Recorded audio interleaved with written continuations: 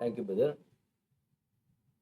கிறிஸ்தேசுக்குள் மிகவும் அன்பாய் அழைக்கப்பட்டு தெரிந்து கொள்ளப்பட்ட அன்பு சகோதர சகோதரிகளே, தேவனுடைய பெரிதான கிருபை, இரக்கம், தயவு இன்றும் கூட அவருடைய மகத்துவமான சத்தியங்களை தியானிக்க தேவன் தாமே நமக்கு கிருபை பாராட்டுவாராக.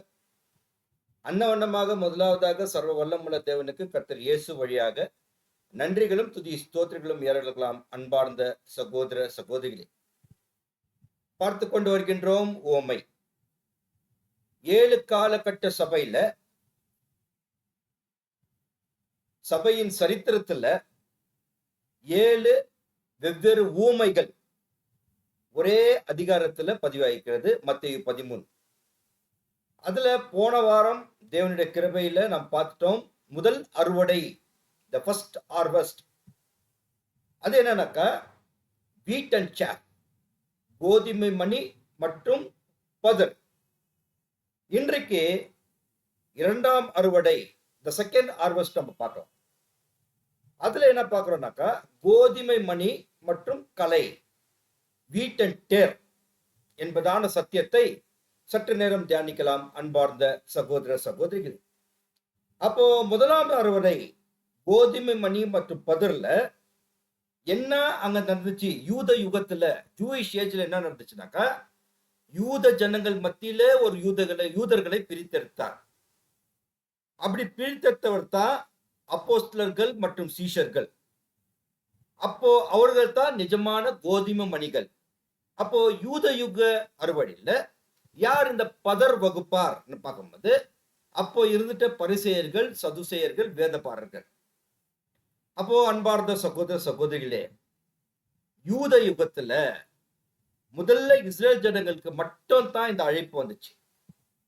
அப்போ அன்பார்ந்த சகோதர சகோதரிகளே, இந்த அழைப்புல வந்துட்ட கோதுமை மணிகள், உண்மையான கோதுமை மணிகள், அப்போஸ்தலர்கள், சீஷர்கள், இப்ப கர்த்தர் இயேசு அவர்களை அழைத்து ஒரு காரியத்தை சொல்றார்.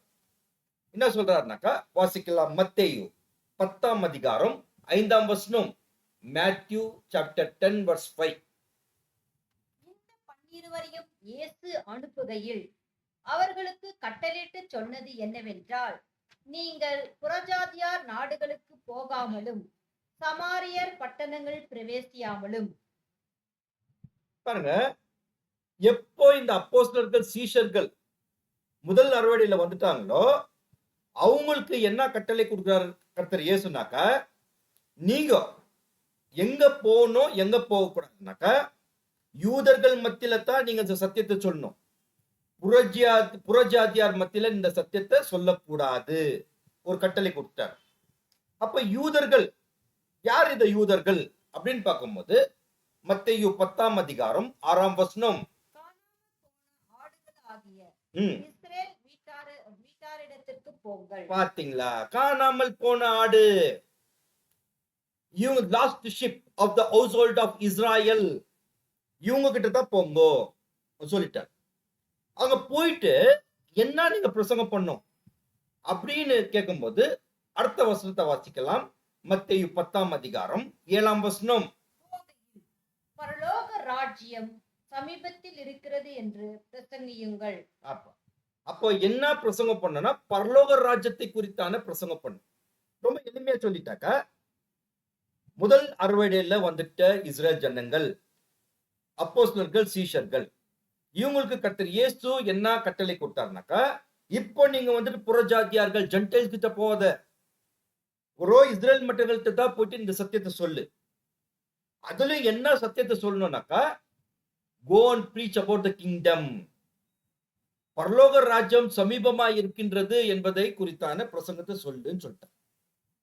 அப்ப அன்பார்ந்த சகோதர சகோதரிகளே, கர்த்தர் இயேசுக்கு பிறகு சீஷர்கள் இஸ்ரேல் ஜனங்கள் மத்தியில் தான் போயிட்டு இப்படிப்பட்ட ஊழியங்கள் செய்தார்கள். அதுல என்ன ஊழியத்துல என்ன செய்தாங்கன்னாக்கா, அவங்க சொல்றாங்க, அந்த யூதர்கள் கிட்ட சொல்றாங்க, என்ன ஒரு விஷயத்த சொல்றாங்கன்னாக்கா, அப்போஸ்தலர் 13ஆம் அதிகாரம் 26ஆம் வசனம். Acts of Apostles chapter 13 verse 26. சகோதரரே, அபிரகாமின் சந்ததியில் பிறந்தவர்களே, தேவனுக்கு பயந்து நடக்கிறவர்களே, இந்த ரட்சிப்பின் வசனம் உங்களுக்கு அனுப்பப்பட்டிருக்கிறது. பாத்தீங்களா என்ன சொல்றாருனாக்கா, சகோதரர்களே, அபிரகாமின் சந்ததிகளே, தேவனுக்கு பயந்து நடக்கிறவர்களே, இந்த ரட்சிப்பு, this salvation is exclusively only for the people of Israel. உங்களுக்குத்தான் இந்த ரட்சிப்பு இருக்குது அப்படின்னு சொல்லிட்டு பிரசங்கம் பண்ணாங்க. ஆனா கேள்வி என்னன்னா, அன்பார்ந்த சகோதர சகோதரிகளே, அத்தனை யூதர்கள் இந்த பிரசங்கத்தை கேட்டு அவங்க கீழ்ப்படித்தாங்களா அப்படின்னு ஒரு கேள்வி போட்டாக்கா, நோ. என்ன பண்ணிட்டாங்கன்னாக்கா, இந்த ரட்சிப்பு இஸ்ரேல் ஜனங்களுக்கு மட்டும்தான், அவங்களுக்கு தான் இந்த பிரசங்கமே சொல்லிட்டு பிரசங்கம் பண்ணாக்கா, அவங்களுடைய ரியாக்ஷன் எப்படி இருக்குதுன்னு வாசிக்கலாம். அப்போஸ்தலர் 13ஆம் அதிகாரம் 45ஆம் வசனம். யூதர்கள் ஜனக்கூட்டங்களை கண்டபோது பொறாமையினால் நிறைந்து பாருங்க, அப்போ யூதர்கள் வராங்க, இஸ்ரேல் பீப்புள் வராங்க, நிறைய மல்டிடியூட்ஸ் ஆஃப் ஜன பீப்புள பாக்குறாங்க. எல்லாம் அப்போஸ்தலர் பவுல் பிரசங்கம் பண்றத பார்த்துட்டு அவங்களுக்குள்ள என்ன வந்துச்சுனாக்கா, பொறாமையினால் நிறைந்து சொல்லப்பட்டவைகளுக்கு எதிரடியாய் பேசி விரோதித்து தூஷித்தார்கள். பார்த்தீங்களா? அப்போ இந்த ரட்சிப்பின் சுவிசேஷத்தை கர்த்தர் இயேசு முதலாவதாக இஸ்ரேல் ஜனங்களுக்கு கொடுத்தாரு. ஆனா இஸ்ரேல் ஜனுடைய ரியாக்ஷன் எப்படி இருந்துச்சுனாக்கா, 3 காரியங்களை பார்க்கிறோம். ஃபர்ஸ்ட் பொறாமை, நெக்ஸ்ட் எதிரியை பாக்குற மாதிரி பார்த்துட்டாங்க, நெக்ஸ்ட் தூஷித்தார்கள். அன்பார்ந்த சகோதர சகோதரிகள், இதுல இருந்து ஒரு சின்ன பாடம் நமக்கு இருக்குது. இந்த கடைசி கால சத்தியம் சத்தியமா பேசினாக்கா, நம்ம கூடவே இருந்தவங்க கூட இப்படித்தான் பார்ப்பாங்க. பொறாமையில பார்ப்பாங்கோ, எதிரிகளை பார்க்கிற மாதிரி பார்ப்பாங்கோ, தூஷணம் பண்ணுவார்கள்.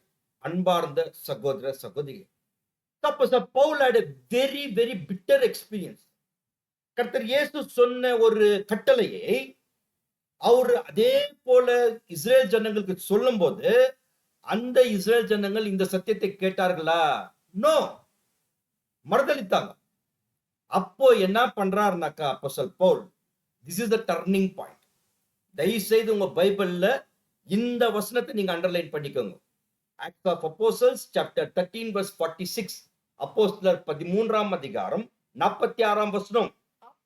பவுலும் பர்னபாவும் தைரியம் கொண்டு அவர்களை நோக்கி, முதலாவது உங்களுக்கே தேவ வசனத்தை சொல்ல வேண்டியதாய் இருந்தது. பாத்தீங்களா?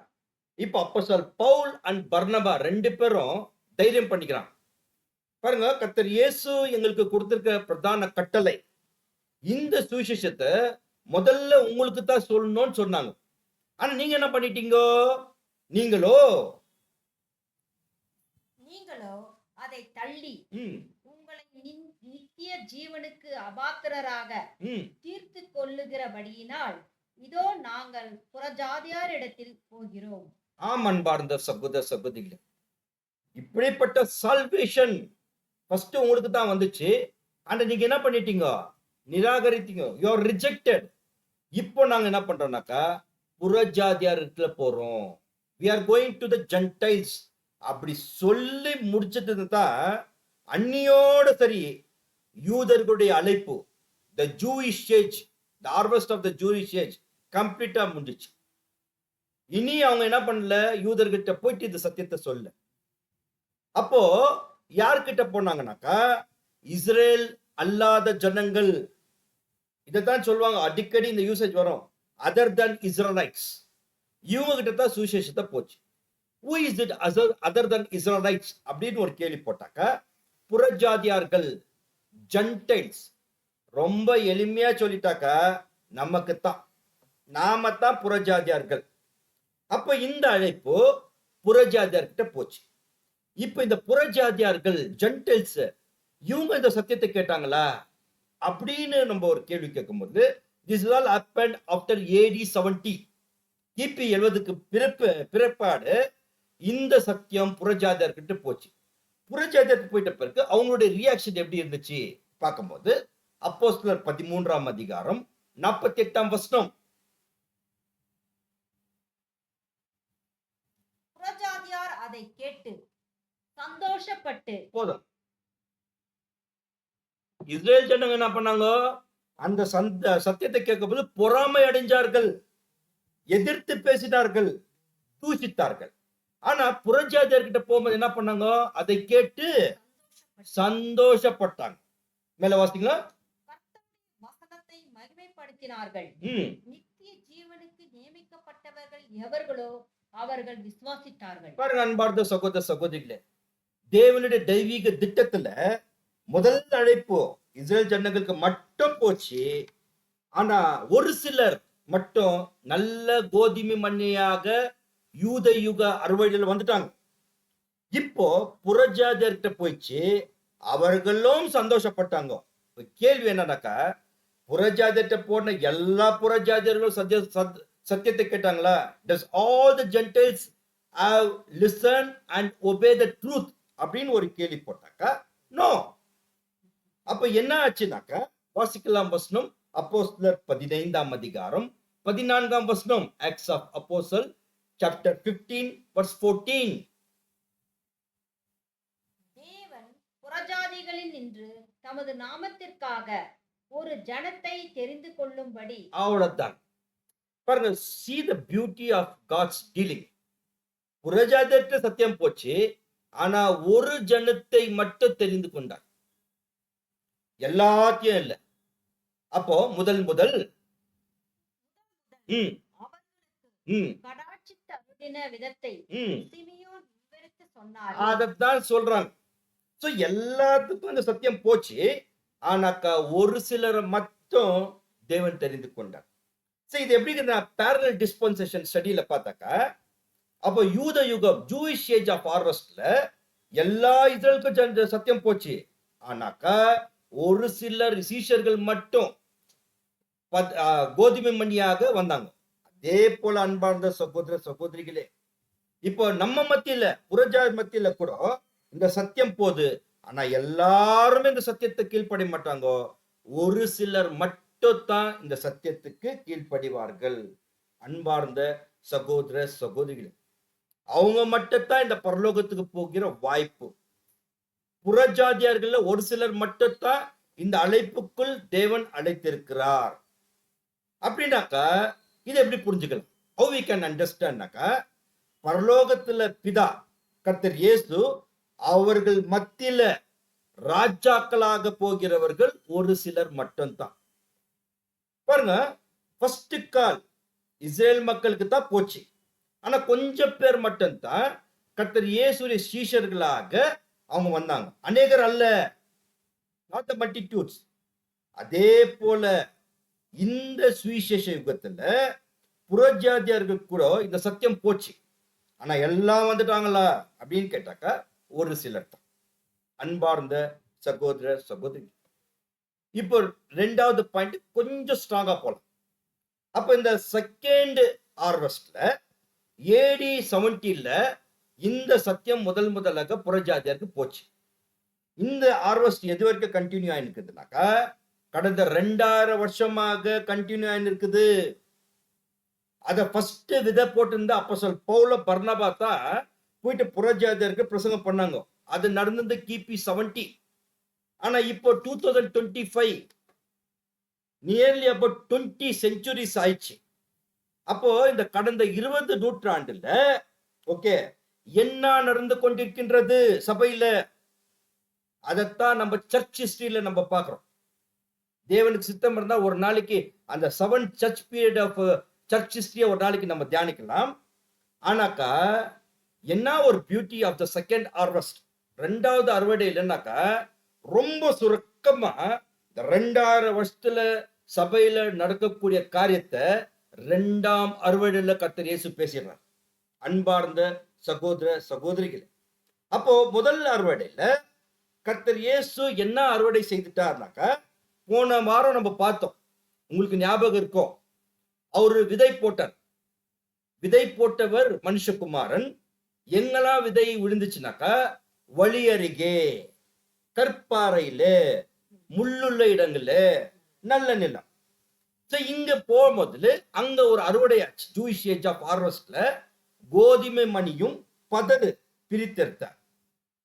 யூதர்கள் மத்தியிலேயே யூதர்களை பிரித்தெடுத்தார்.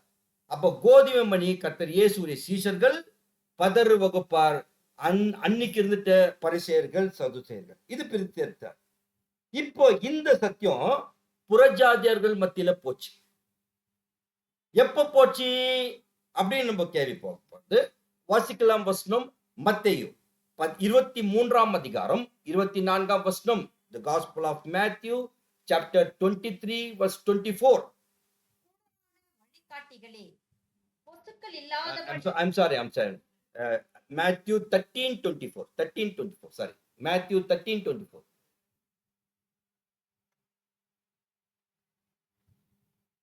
வேறொரு ஊமையை அவர்களுக்கு சொன்னார்.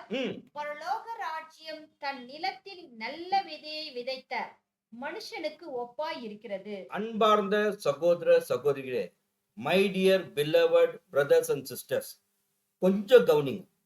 ரொம்ப முக்கியமான ஒரு பாயிண்ட். முதல் ஓமையில பார்த்த விஷயம், விதைக்கின்றவன் ஒருவன் விதைக்க புறப்பட்டான்னு அப்படி ஸ்டார்ட் ஆகும். ஆனால் அன்பார்ந்த சகோதர சகோதரிகளே, இரண்டாவது ஓமை சரித்திர ஓமை. இது ஹிஸ்டாரிக்கல் பேரபிள். பரலோக ராஜ்யம் தன் நிலத்துல அப்படின்னு சொல்றார் பாருங்க. வேறு ஓமையை அவருக்கு சொன்னார், பரலோக ராஜ்யம் தன் நிலத்திலே. அப்பனாக்கா இரண்டாவது ஓமை, இரண்டாவது அறுவடை கர்த்தர் இயேசு எங்க அறுவடை செய்தார்னாக்கா, கர்த்தர் இயேசுடைய நிலத்துல அறுவடை செய்கிறார். இதுதான் பாயிண்ட். தன் நிலத்துல. அப்ப நல்ல விதை விதைத்தவர் யாருனாக்கா மனுஷகுமாரன் இருக்குது. அன்பார்ந்த சகோதர சகோதரி, நல்லா கவனிக்கிற. மறுபடியும் நான் சொல்றேன், இரண்டாவது அறுவடையில கர்த்தர் இயேசு அவருடைய நிலத்துல தான் அறுவடை செய்கிறார்.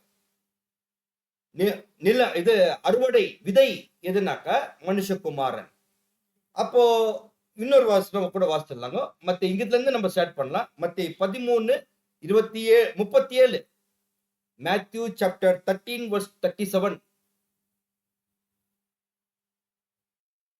அவர் பிரதியுத்தரமாக, நல்ல விதையை விதைக்கிறவன் மனுஷகுமாரன். ஆமாம். அப்போ நல்ல விதை விதைக்கிறவர் யாரு?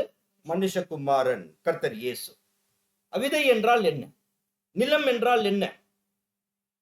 என்னன்னா நிலம், உலகம்.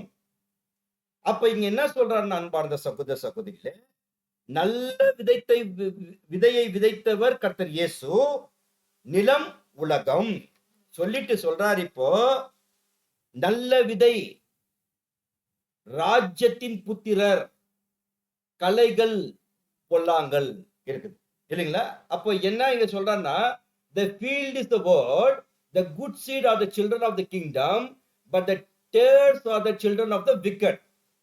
My question is, who is the children of the kingdom and who is the children of the wicked? அதுதான் பாயிண்ட். இது யாருன்னா புரியுதுனாக்கா கண்டிப்பா புரியாது. ஏன்னாக்கா இந்த விஷயத்த ரொம்ப நுணுக்கமா நாம் தியானம் செய்தாதான் இதோடைய சத்தியம் நம்மளுக்கு வெளிப்படும். பார்க்கலாம். இப்ப என்ன நம்ம பார்க்கிறோம்னாக்கா, இந்த யார் இந்த ராஜ்யத்தின் புத்திரர், யார் இந்த கலைகளின் புத்திரர்? Who is the children of kingdom and who is the tares of the children of this wicked? அப்படின்னு நம்ம பார்க்கும்போது பாருங்க, மறுபடியும் நான் சொல்றேன். முதலாம் வருகையில கர்த்தர் இயேசு யூத யுக அறுவடையில ஒரு சிலரை ஃபாலோ மீன்னு சொன்னார், என் பின் செல் சொன்னார். அப்போ அதுல இருந்து வந்தவங்க தான் அந்த உண்மையான கோதுமை மணி, that is apostles and the disciples இல்லைங்களா? இப்போ வந்த முதல்ல பேதுரு ஒரு கேள்வி கேட்கிறேன். இந்த இப்ப நான் என்ன சொல்றேன்னா, the good seed or the children of the kingdomக்கு நம்ம விளக்கத்தை கண்டுபிடிச்சுக்கிறோம். அப்ப வந்தவங்க என்ன சொல்றாங்கன்னா, அப்போஸ்தலர் பீட்டர் கிரைஸ்ட் கிட்ட ஒரு கொஸ்டின் கேட்கிறார். நான் எல்லாத்தையும் விட்டு வந்தேனே, எனக்கு என்ன கிடைக்குதுன்னு கேட்கிறான். வாசிக்கலாம் வசனம். Matthew chapter 19 verse 27. Matthew chapter 19 verse 27. அப்பொழுது பேதுரு அவரை நோக்கி, இதோ நாங்கள் எல்லாவற்றையும் விட்டு உம்மை பின்பற்றினோமே, எங்களுக்கு என்ன கிடைக்கும் என்றான். பாத்தீங்களா? அப்ப அதுக்கு கர்த்தர் இயேசு என்ன பதில் சொல்றாருனாக்கா, மத்தேயு 19ஆம் அதிகாரம் 28ஆம் வசனம். அதற்கு இயேசு, மறுஜென்ம காலத்திலே மனுஷகுமாரன் தம்முடைய மகிமையுள்ள சிங்காசனத்தின் மேல் வீற்றிருக்கும் போது என்னை பின்பற்றின நீங்களும் இஸ்ரவேலின் 12 கோத்திரங்களையும் நியாயம் தீர்க்கிறவர்களாய் 12 சிங்காசனங்கள் மேல் வீற்றிருப்பீர்கள் என்று மெய்யாகவே உங்களுக்கு சொல்கிறேன். பாத்தீங்களா? இதுதான் சத்தியம். பாருங்க, இப்ப சுவிசேஷ யுகத்துல நீ என்னோட ஃபாலோ பண்ற, பின் செல்றனாக்கா உனக்கு எந்த விதமான ஆசீர்வாதம் இல்லை. மறு ஜென்ம காலத்துல என்னோட சிங்காசனத்துல உட்கார்வீகோ. அப்போ நானு ராஜாதி ராஜாவாக பரலோகத்தில் சிங்காசனத்துல உட்காரும் போது நீங்க ராஜாக்களாக உட்காருவீங்கோ. அதுதான் நான் கொடுக்கக்கூடிய ஆசீர்வாதம். அப்ப அன்பார்ந்த சகோதர சகோதரிகளே, அங்க பார்த்துட்டோம் நம்ம, யார் இந்த ராஜ்யத்தின் புத்திரர் அப்படின்னு நம்ம கேள்வி கேட்டாக்கா, ஃபர்ஸ்ட் ஹார்வெஸ்ட்ல வந்துட்டு கர்த்தர் இயேசுடைய சீஷர்கள் அப்போஸ்தலர்கள் தான் இந்த ராஜ்யத்தின் புத்திரர். இப்ப பாயிண்ட் என்னன்னாக்கா, முதலாவது அறுவடையில விதைத்தது வசனம், நல்ல விதை என்னன்னா தேவனுடைய வசனம். ஆனா ரெண்டாவது அறுவடையில செகண்ட் ஹார்வெஸ்ட்ல நல்ல விதை யார் மத்தியில விதைக்கிறாங்க? புறஜாதியார் மத்தியில விதைக்கிறாங்க. கர்த்தர் இயேசு ரெண்டாவது அறுவடையில நல்ல விதை என்ற தேவனுடைய வசனத்தை புறஜாதியார்கிட்ட விதைக்கல, மாறாக சீஷர்களையே விதைச்சிட்டார். அப்பதான் இந்த இடத்துல நல்ல விதை யாருனாக்கா அப்போஸ்தலர்கள் மற்றும் சீஷர்கள், இவர்களையே புறஜாதியர் மத்தியில விதைத்தார். இதுதான் ராஜ்யத்தின் புத்திரர். அப்ப முதல் அறுவடையில நிலம் இஸ்ரேல் ஜனங்கள் தான் இருந்தாங்க, இவங்களுக்கு மட்டும்தான் சத்தியம் போச்சு. ஆனா ரெண்டாவது அறுவடையில புறஜாதியார் மத்தியில சத்தியம் போச்சு. அப்ப இங்க நிலம் யாருனாக்கா புறஜாதியார்கள், ஜென்டைல்ஸ், நாம தான். அப்போ விதை யாருனாக்கா இந்த நல்ல விதை வந்துட்டு சீஷர்கள் தான். பூமி நிலம் யாருனாக்கா நாம தான், புறஜாதியார்கள். அப்ப புறஜாதியார்கள் மத்தியில தான் கர்த்தர் இயேசு அவருடைய சீஷரையே விதைத்தார். விதைத்த பிறகு என்ன நடந்துச்சு? ஆஃப்டர் திஸ் 70 AD முதல்ல சீஷர்களையே புறஜாதியார்கிட்ட விதைச்சிட்டாரு. விதைத்த பிறகு இந்த 2000 years இந்த சர்ச் ஹிஸ்டரியில என்ன நடந்து கொண்டிருக்கின்றது? from AD 70 till today in the church history in second harvest what's happening? அதத்தான் ஒரே வசனத்தை சுருக்கமா கர்த்தர் இயேசு பேசிட்டார். வாசிக்கலாம் வசனம், மேத்யூ சாப்டர் 13 verse 25, மத்தேயு 13ஆம் அதிகாரம் 25ஆம் வசனம்.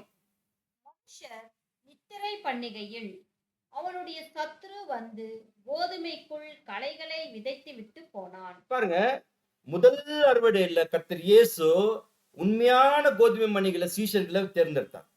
இப்ப இந்த உண்மையான கோதுமை மணி சீஷர்களை புறஜாதியார் மத்தியில விதைச்சிட்டாரு.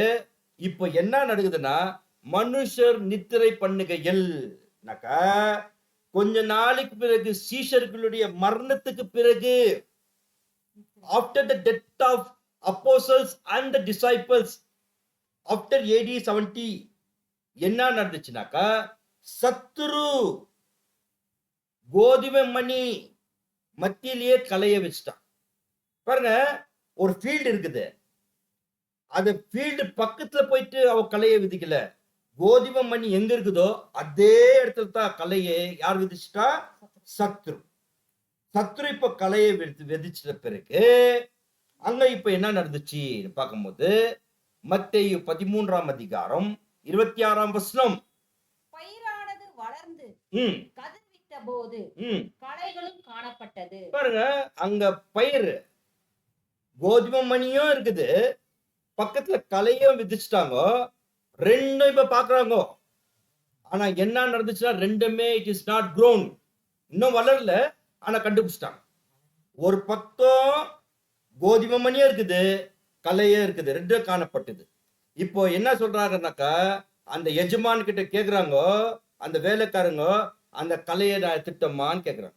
மத்தேயு 13ஆம் அதிகாரம் 27ஆம் வசனம். வீட்டு எஜமானுடைய வேலைக்காரர் அவளிடத்தில் வந்து, ஆண்டவனே, ம், நீர் உமது நிலத்தில் நல்ல விதை விதைத்தீர் ம், அல்லவா? ம். பின்னே அதில் களைகள் எப்படி உண்டானது என்றார்கள். பாத்தீங்களா? கேக்குறாங்க. அப்பா நம்ம போட்டிருந்த நல்ல விதத்தானே, வீட் தானே நம்ம போட்டோம். எப்படி தேர் வந்துச்சு அங்க? எப்படி கலைகள் வந்துச்சு? அப்படின்னு வீட்டு எஜமான் கிட்ட கேட்கணும். அதுக்கு வீட்டு எஜமான் கொடுக்கிற பதில் என்னன்னாக்கா, மத்தேயு 13ஆம் அதிகாரம் 28ஆம் வசனம். அவன், ம், சத்துரு அதை செய்தான் என்றான். போதும். பாத்தீங்களா? சத்ரு, the enemy has done this. அப்போ சொன்னா அப்ப வேலைக்காரர்கள் என்ன கேக்குறாங்கன்னாக்கா, அப்பொழுது வேலைக்காரர், ம், நாங்கள் போய் அவைகளை பிடுங்கி போட உமக்கு சித்தமா என்று கேட்டார்கள். சரி இப்போ சத்ரு வச்சுட்டு போயிட்டான்னு சொல்றீங்களே, நாங்க இப்போ அந்த கலைகளை பிடுங்கிட்டோமான்னு கேக்குறாங்க. அதுக்கு எஜமான் சொல்றாரு, very very important. Matthew chapter 13 verse 29. அவன், அஹ், வேண்டாம், போதும் வேண்டாம், டோன்ட் டூ. ஏனாக்கா பாத்தீங்களா? பிடுங்கும் போது ம், நீங்கள் கோதுமையும் கூட வேரோடு பிடுங்காதபடிக்கு அஹ், இரண்டையும் அறுப்பு மட்டும் வளர விடுங்கள். பாத்தீங்களா? நீங்க ஒருவேளை களை பிடுங்க போயிடும் போது அது பக்கத்திலேயே இருக்கிற கோதுமை மணியை கூட நீங்க பிடுங்கிடுவீங்க. அதனால ரெண்டுமே வளர வைங்க. let the both go until the second harvest. ரெண்டுமே அறுப்புக்காக வைங்க. அது வரைக்கும் நீங்க எதை பண்ணாதீங்க. the reason behind this, the early stageல we cannot identify very easily between the wheat and the tare. அதாவது இனிஷியல் ஸ்டேஜ்ல எது கோதுமை மணி எது கலை என்றது நம்ம புரிஞ்சுக்க முடியாது. ரெண்டும் வளரும் போது என்ன ஆகும்னாக்கா, கோதுமை மணி வீட்டு வளர்ந்து அப்படியே தலை சாஞ்சிடும். பிகாஸ் அந்த ஸ்டஃப் இருக்குது, வெயிட்னால தலை சாஞ்சிடும். ஆனா கலை தேர் வந்துட்டு அப்படியே டெட்டுன்னு இருக்கும். ரொம்ப ஈஸியா நம்ம ஐடென்டிஃபை பண்ணி பிடிங்கிடலாம். ஆனா என்ன பாயிண்ட்னாக்கா, ரெண்டுமே இந்த 2000 இயர்ஸ்ல வளரவை பிடுங்கிடாது. கோதுமை மணிக்கு ஸ்டஃப் இருக்குது, கிளீன் ஐடென்டிஃபை பண்ணிடலாம். கலைக்கு ஸ்டஃப் இருக்காது. அப்ப கரெக்டா ஐடென்டிஃபை பண்ணிட்டு எது நல்ல கோதுமை மணி எது கலைன்னு கிளீனா ஐடென்டிஃபை பண்ணிட்டு அப்ப எடுக்கலாம் வீட்டடிச்சுவான்னு சொல்லிட்டேன். அப்ப அன்பார்ந்த சகோதர சகோதரிகளே, ஒரு கேள்வி என்னன்னாக்கா, இப்போ 2000 இயர்ஸ்ல இந்த கோதுமை மணியும் கலையும் வந்துருக்குது. Wheat and tare both are growing. Which is more? கோதுமை மணி ஜாஸ்தியா இல்ல கலை ஜாஸ்தியானாக்கா கண்டிப்பா கலை தான் ஜாஸ்தி இருக்கு. அன்பார்ந்த சகோதர சகோதரிகளே, அப்போ ரெண்டாவது அறுவடையில நல்ல கோதுமை மணி அப்போஸ்தலர்கள் சீஷர்கள் இப்போ அந்த வயலில் நட்டாங்க புறஜாதியார் மத்தியில. ஆனா இடையில சத்ரு வந்து கோதுமை மணிக்குள்ள கலையையும் விதைத்து விட்டு போட்டான். இதுக்கு என்ன நம்ம விளக்க கூடலாம் அப்படின்னு கேட்கும்போது, கர்த்தர் இயேசுக்கு பிறகு until AD 33 Christ was there. அதுக்கு பிறகு உண்மையான சீஷர்கள் புறஜாதியார் மத்தியில இந்த சத்தியத்தை சொன்னாங்க. That is after AD 70. இப்போ இந்த சீஷர்களுக்கு பிறகு after the death of apostles இங்க என்ன ஆயிடுச்சுனாக்கா, கலையான ஜனங்கள் நல்ல கோதுமை மண்ணில கலையை நட்டிட்டாங்க. இதுதான் சர்ச் ஹிஸ்டரி, சபையின் சரித்திரம். அப்போ கலையான ஜனங்கள் என்ன நட்டிட்டாங்கனாக்கா, துருபதேசம், துர்போதனை, the false teachings, இதை வந்துட்டு நட்டிட்டாங்க இந்த நிலத்துல. இதுதான் கலை விதிக்கிற விதம். அப்ப அங்க கேக்குறாரு ஒருத்தர் வீட்டு எஜமான்ட்டு, பிடிக்கிடலாமா? அதுக்கு சொல்ற, நோ, அறுப்பு கால வரை விட்டு விடு. Because is the time of harvest. இப்போ நல்ல கோதுமை மணி எது எது கலைன்னு நல்லா வந்துட்ட பிறகு தெரியும். அப்ப அழகா வெட்டி எடுத்துடலாம். நல்லா கவனிங்க அன்பார்ந்த சகோதர சகோதரிகளே. இப்ப இந்த 2வது அறுவடையில சொல்லப்பட்ட உவமை தெளிவாக சரித்திரத்துல நடந்த ஒரு உவமை. It is all happen in the church history. நல்ல விதை எண்ணக்கூடிய சீஷர்கள் மத்தியில கலை என்கிற சத்ரு உருவாகி கொண்டு வருகின்றது. கலை, தேர்ட் கிளாஸ், துருபதேசம், துர்போதனை. கர்த்தர் இயேசு முதலாம் வருகையில ஒரு தீர்க்க தரிசனமாகவே இந்த ஓமையை சொல்லிட்டார். என்ன நடக்கும்? the second harvestல during the period of the church historyல என்ன நடக்குதுன்னு அன்னிக்கே தீர்க்க தரிசனமா கர்த்தர் இயேசு சொல்லிட்டார். வாசிக்கலாம் வசனம் மத்தேயு 7ஆம் அதிகாரம் 15ஆம் வசனம். Matthew chapter 7 verse 15. கள்ள தீர்க்கதரிசிகளுக்கு எச்சரிக்கையாயிருங்கள். அவர்கள் ஆட்டுத்தோலை போர்த்திக் கொண்டு உங்களிடத்தில் வருவார்கள். உள்ளத்திலோ அவர்கள் பட்சிக்கிற ஓநாய்கள். பாத்தீங்களா? இது யார் பேசுறது? கர்த்தர் இயேசு அவருடைய திருவாயை திறந்து பேசிட்ட ஒரு தீர்க்க தரிசனம். அப்பவே சொல்லிட்டார். AD 33க்கு முன்னாலே சொல்லிட்டார். கள்ள தீர்க்க தரிசிக்கு எச்சரிக்கையா இருங்கள்.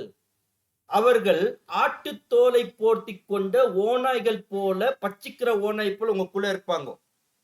இதை எப்படி நம்ம புரிஞ்சுக்கலாம்? இப்போ ஆஃப்டர் 2000 இயர்ஸ் இந்த 20th century இந்த தீர்க்க தரிசனம் எப்படி நிறைவேறி கொண்டு வருகின்றது அப்படின்னு பார்க்கும்போது, நம்ம முன்னாடியே ஆடு போல சாஃப்ட் கேரக்டர் காட்டுவாங்க. பிரதர் அன்பு செலுத்தலாம், பிரதர் தாழ்மை காட்டலாம் பிரதர் அப்படின்வாங்க. ஆனா அவங்க கிட்ட பின்னாட இருக்கிற கேரக்டர் பட்சிக்கிற ஓநாய். இதுல நமக்கு என்ன பாடம்னாக்கா, இன்னைக்கு சபைக்குள்ள ரொம்ப கஷ்டமா நான் சொல்றேன், ரொம்ப வேதனையா நான் சொல்றேன், சில போதகர்கள் கூட இந்த மாதிரி குணமுடையவர்களாக இருக்கிறார்கள். ஓநாய் குணம் வச்சிருக்காங்க. ஈவன் த பிரீச்சர்ஸ் மேல் நோட்டமாக நல்லா தெரிவாங்க. ஆனா இட்ஸ் வெரி டிஃபிகல்ட். எப்படி வெரி டிஃபிகல்ட்னாக்கா, அவங்க பேசுறது சத்தியமா இல்ல அசத்தியமா ரொம்ப கஷ்டம். அழகா பைபிள்ல இருந்து வசனத்தா வச்சு பேசுவாங்க. ஆனா are they speaking the truth or false doctrines identification is very difficult. கொஞ்சம் கஷ்டம் தான். ஆனா கொஞ்சம் நாளுக்கு நாள் ஆன போகத்தான் அப்பதான் தெரியும் அவங்க வந்துட்டு ஓநாய் புத்தி வச்சிருக்கிறாங்க. எப்படி தெரியும்? how will identify னாக்கா மேத்யூ சாப்டர் 7 verse 20. ஆதலால் அவர்களுடைய கனிகளினாலே அவர்களை அறிவீர்கள். பாருங்க அன்பார்ந்த சகோதர சகோதரி, எப்படி கனியை கண்டுபிடிக்க முடியும்? என்னுடைய கனி என்னுடைய உடன் சகோதரர் சகோதரி எப்படி கண்டுபிடிக்க முடியும்? புல்பிட்ல இருந்து ஈஸியா கண்டுபிடிச்சலாம். those brethren who are speaking the truth, within 10 minutes we can able to identify he is speaking the truth.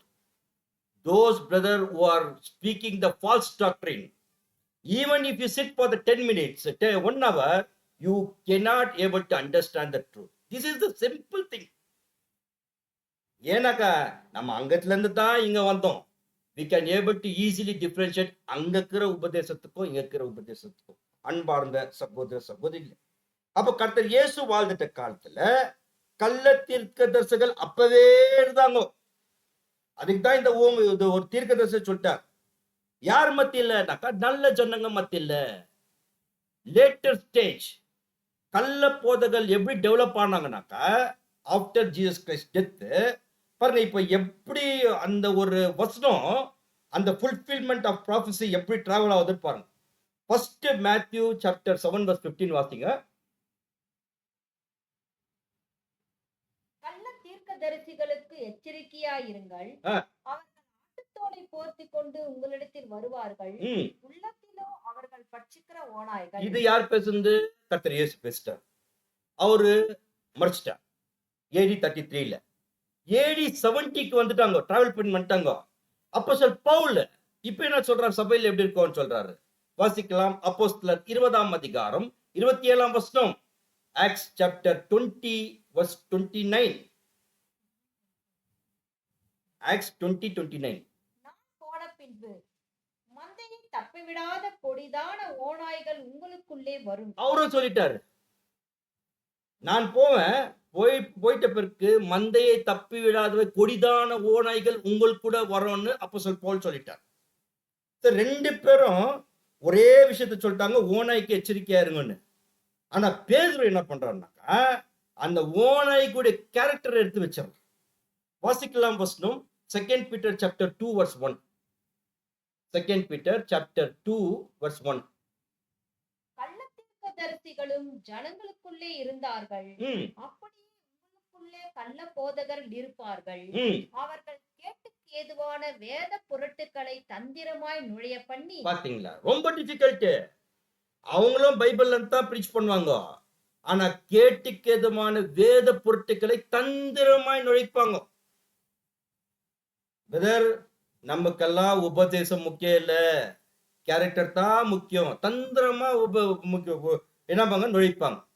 நுழைத்து கிரியத்துக்கு கொண்ட ஆண்டவரை மறுதலித்து ஆ, தங்களுக்கு தீவிரமான அழிவை வருவித்துக் கொள்வார்கள். ஆம் அன்பார்ந்த சகோதர சகோதரிகளே, இது நடந்து கொண்டு இருக்கிற ஒரு தீர்க்க தரிசனம். நல்ல நிலத்துல தானே கோதுமை மண்ணை இழுந்து அதே நிலத்துல களைகளே போட்டுடுவாங்க. சபைக்குள்ள நல்ல கோதுமை மணி மத்தியிலேயே நல்ல உபதேசம் சத்தியத்துக்கு மத்தியிலேயே துர் உபதேசத்தை நுழைச்சிடுவாங்க. அன்பார்ந்த சகோதர சகோதரிகள், பாருங்க, ஒரு எச்சரிப்பான ஒரு விஷயத்தை பார்க்கலாம். அப்போஸ்தலர் 20:30, ஆக்ட்ஸ் சாப்டர் 20 verse 30. உங்களில் சிலர், அப்போஸ்தலர் 20:30. உங்களில் சிலர் எழும்பி போதும். இது என்ன? ரோமன் கேத்தலிக் சர்ச்சா இல்ல பெண்டகாஸ்ட் சர்ச்சா? எக்லிஷா உள்ளவே. உங்களில் சிலர் எழும்பி சீஷர்களை தங்களிடத்தில் இழுத்துக் கொள்ளும்படி ஆ, மாறுபாடானவைகளை போதிப்பார்கள் என்று அறிந்திருக்கிறேன். பாத்தீங்களா அன்பார்ந்த சகோதரி, it is will happen inside the ecclesia itself. கோதுமை மணி மத்தியிலேயே கள்ள உபதேசங்கள் எழுந்து சத்தியத்துக்கு ஆப்போசிட்டா தப்பு தப்பா போதிப்பாங்க. Can able to identify.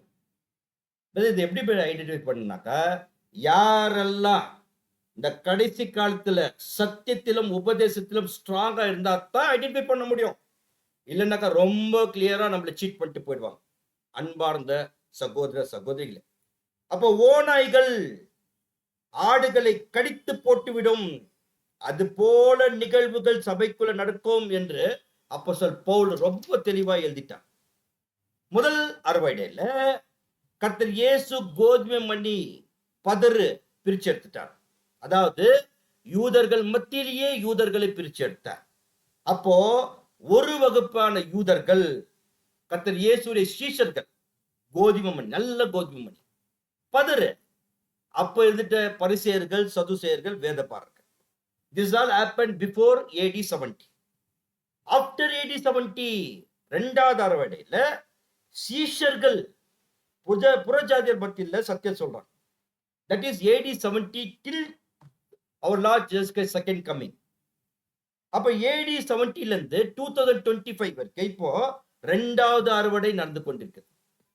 வாசிக்கலாம் வசனம், ரொம்ப பரிச்சயமான வசனம். சில பேருக்கு இப்போ கேட்டுக்கிற சத்தியத்துக்கு ரொம்ப ரொம்ப இஷ்டமான ஒரு வசனம் நான் நம்புறேன். வெளிப்படுத்தல் 14:14. Revolution chapter 14 verse 14. பின்பு நான் பார்த்தபோது ம், இதோ வெண்மையான மேகத்தையும் அந்த மேகத்தின் மேல் மனுஷகுமாரனுக்கு ஒப்பானவரையும் தமது சிரசின் மேல் பொற்கிரீடத்தையும் தமது கையிலே கருப்புள்ள அறிவாளையும் உடைய ஒருவர் உட்கார்ந்திருக்கிறதை கண்டேன். பார்த்தீங்களா? And I looked, and beyond the white cloud upon the cloud, one sat like unto the Son of Man, having his head a golden throne, and a sharp sickle. அன்பார்ந்த சகோதர சகோதரிகளே, ரொம்ப பணிவான ஒரு கேள்வி நான் என்ன கேட்கிறேன்னாக்கா, இப்போ இந்த நிகழ்வு, இந்த வசனம் நடக்க போகிறதா இல்ல நடந்து கொண்டிருக்கின்றதா? This was event is a futuristic or is a present tense? அப்படின்னு பார்த்த அன்பார்ந்த சகோதர சகோதரிகளே, இந்த இரண்டாவது அறுவடை கோதுமை மணி மற்றும் கலை மத்தியில கர்த்தர் இயேசு மற்றும் சபை ரெண்டு பேரும் சேர்ந்து செய்கிற ஒரு அறுவடை தான். அவர் எப்படி இருக்கிறார்னாக்கா, அவர் தலையில ஒரு கோல்டன் crown இருக்குது. யார் தலையில கோல்டன் crown இருக்கும்? ராஜா தலையில. அவர் Lord Jesus Christ second coming ராஜாதி ராஜாவாக வந்து கையில என்ன வச்சிருக்கிறாருனாக்கா and ஆஃப் ஷார்ப் சிக்கல் அதை வச்சு அறுவடை செய்து கொண்டிருக்கிறார். அன்பார்ந்த சகோதர சகோதரிகள், அதோடு கூட கர்த்தர் இயேசு வந்துட்டாருன்னு நம்ம வசனம் சொல்லிச்சுனாக்கா அவர் என்ன பண்ணிருக்கிறார், வாட் அவர் Lord Jesus Christ is doing அப்படின்னு பார்க்கும்போது வாசிக்கலாம். வசனம் வெளிப்படுத்தல் 11ஆம் அதிகாரம் 17ஆம் வசனம், ரெவல்யூஷன் சாப்டர் 11 verse 17. இருக்கிறவரும் ம், இருந்தவரும் வருகிறவருமாகிய சர்வ வல்லமையுள்ள கர்த்தராகிய தேவனே, உம்மை ஸ்தோத்திரிக்கின்றோம். ம். தேவரீர் உமது மகா வல்லமையை கொண்டு ராஜ்யபாரம் பண்ணுகிறீர். ராஜபாரம் பண்ணுகிறார். Is also ruling along with harvest work.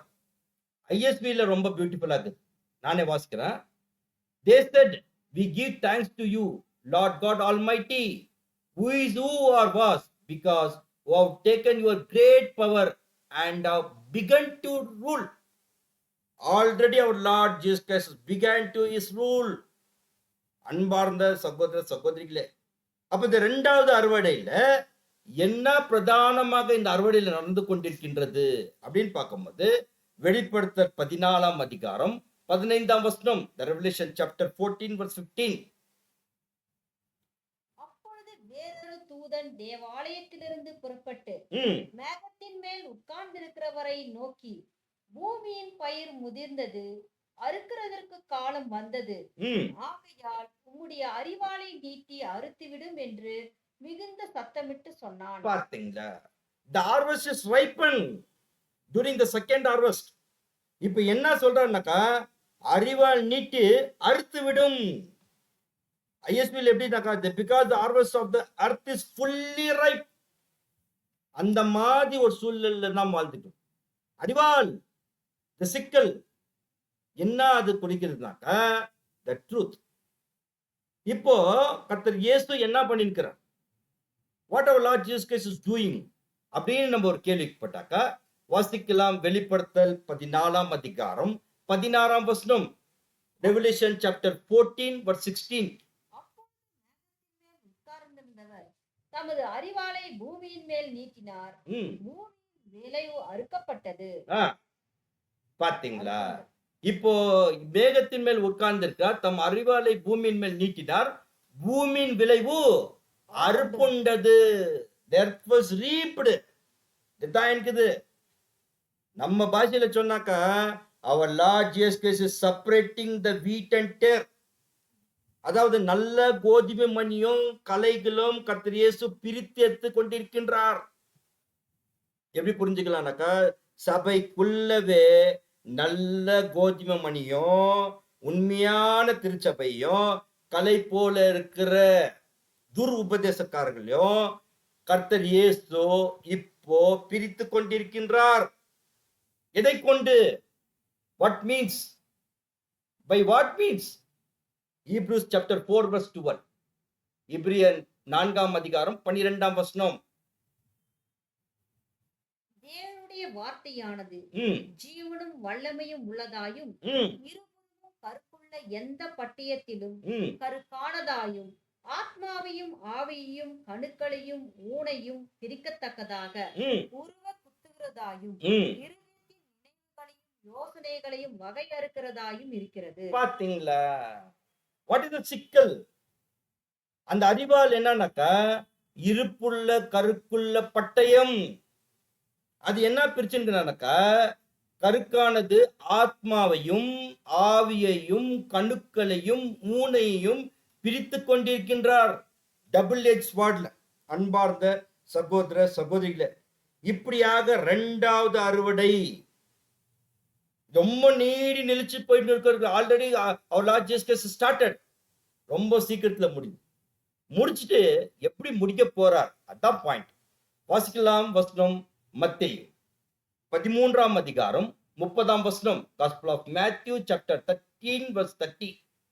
அறுப்பு காலத்தில் நான் அறுக்கிறவர்களை நோக்கி ம், முதலாவது களைகளை பிடுங்கி ம். அவைகளை சுட்டெரிக்கிறதற்கு கட்டுகளாய் கட்டுங்கள். பாத்தீங்களா? ஃபர்ஸ்ட் என்ன பண்றாருன்னா லார்ட் ஜீசஸ் கிறிஸ்ட் ஃபர்ஸ்ட் கலை the tares கிளாஸ எடுத்துட்டு பிடுங்கி பைண்ட் பண்ணிருக்கிறார். அதை இன்னும் அழிக்கல, பைண்ட் பண்ணிருக்கார். ரோமன் கேத்தலிக் சிஸ்டம்ல என்னென்ன ஃபால்ஸ் டாக்டரின் இருக்குது, Protestant mother church and doctor சர்ச்ல என்ன இருக்குதுன்னு கலையை வந்துட்டு என்ன பண்ணிருக்கார், பைண்ட் பண்ணிருக்கிறார். அவங்களுடைய இன்ஸ்டிடியூஷன், அவங்களுடைய இன்ஃப்ளூயன்ஸ் எல்லாத்தையும் பைண்ட் பண்ணிருக்கிறார். அதோட கூட மேல பாத்தீங்க, அவைகளை சுட்டெறிவதற்கு கட்டுகளை கட்டுங்கள்.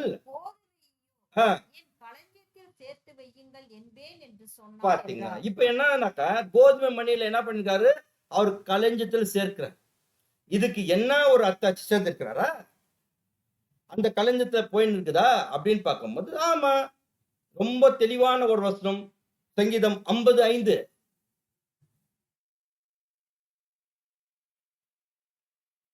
வழியினால் என்னோடு உடன்படிக்கை பண்ணின ஆ, என்னுடைய பரிசுத்தவான்களை என்னிடத்தில் கூட்டுங்கள் என்பார். பாத்தீங்களா? 2000 வருஷத்துல இதுதான் நான் இருக்குது. யாரெல்லாம் ட்ரூத் கேட்கிறாங்களோ அவங்களுக்கு ஞானஸ்தானம் கொடுத்துட்டு பலியினால் என்னோட உடன்படிக்கை பண்ணின என்னுடைய பரிசுத்தவான்களை என்னிடத்தில் கூட்டுங்கள், கூட்டி சேர்த்துக் கொண்டிருக்கிறார். நல்ல உண்மையான கோதுமை மணிகளை சேர்த்துட்டு என்ன பண்றாருனாக்கா, வாசிக்கலாம். மல்லாக்கி 3ஆம் அதிகாரம் 17ஆம் வசனம். மல்லாக்கி 3:17. என் சம்பத்தை நான் சேர்க்கும் நாளிலே ஆ, அவர்கள் என்னுடையவர்களாய் இருப்பார்கள். பாத்தீங்களா? இந்த உண்மையான கோதுமை மணி அவரு சம்பத்து. இது சேர்க்கிற நாளில அவருக்கு உண்மையா இருப்பார்கள் என்று சேனையின் கர்த்தர் சொல்லுகிறார். மேல வாசிக்கலாம். ஒரு மனுஷன் மனுஷன் தனக்கு ஊழியம் செய்கின்ற தன்னுடைய குமாரனை கடாட்சிக்கிறது போல ஆ, நான் அவர்களை கடாட்சிப்பேன். இனி அவர்களை ரிஜெக்ட் பண்ண மாட்டேன். அன்பார்ந்த சகோதர சகோதரிகளே, அதே சமயத்துல டேர் கிளாஸ் கலை இத்த என்ன பண்றாருனாக்கா, வாசிக்கலாம் வசனம். வெளிப்படுத்தல் 18ஆம் அதிகாரம் 10ஆம் வசனம். வெளிப்படுத்தல் 18:10. அவளுக்கு உண்டான வாதையினால் பயந்து ம், தூரத்திலே நின்று ஆ, ஐயோ ம், பாபிலோன் மகா நகரமே, ம், பலமான பட்டணமே, ம். ஒரே நாழிகையில் உனக்கு ஆக்னி வந்ததே என்பார்கள். பாத்தீங்களா? அவளுக்கு உண்டான வாதையில் பயந்து தூரத்துல நின்று ஐயோ பாபிலோன் மகா நகரமே, பலமான பட்டணமே, ஒரே நாளிகையிலே அந்த நாள்லயே அக்னி வருதே என்று. சோ அந்த மாதிரி நாட்கள்ல நம்ம வாழ்ந்து கொண்டிருக்கின்றோம். அன்பார்ந்த சகோதர சகோதரி, ரொம்ப எளிமையா இந்த ஒரு சாராம்சம் என்னன்னாக்கா, இந்த 2வது அறுவடை கோதுமை மணி மற்றும் கலை AD 70 இருந்து இப்ப வரைக்கும் நடந்து கொண்டிருக்கிற அந்த சர்ச் ஹிஸ்டரி, சபையின் சரித்திரத்தை ரொம்ப சுருக்கமாக பார்த்துட்டோம். அந்த சரித்திரத்துல, சபையின் சரித்திரத்துல என்ன மாதிரி எச்சரிப்பு, சபைக்குள்ளவே ஒரு கலை, துருபதேசம், துர்போதனை, இதிலிருந்து நம் வெளியே நல்ல கோதுமை மணி வகுப்பாராக நாம் வளர, அவரோட சேர தேவனிடத்தில் ஜெபிக்கலாம். தேவன் தாமே இந்த ஒரு ஓமையை ஆசீர்வதிப்பாராக. பொறுமையோடு கேட்ட அன்பு சகோதர சகோதரிக்கு நன்றி. ஆமேன். இதுல ஏதேனும் உங்களுக்கு ஏதாவது சந்தேகம் இருந்தால் தயவு செய்து தயங்காமல் என் இடத்தில் அணுகலாம். நாம் அதை பற்றி விவாதித்து நாம் அதுக்கு ஒரு தெளிவான விடையை நாம் வேதத்திலிருந்து எடுக்கலாம். தேவன் தாமே இந்த வசனங்களை ஆசீர்வதிப்பாராக. ஆமேன்.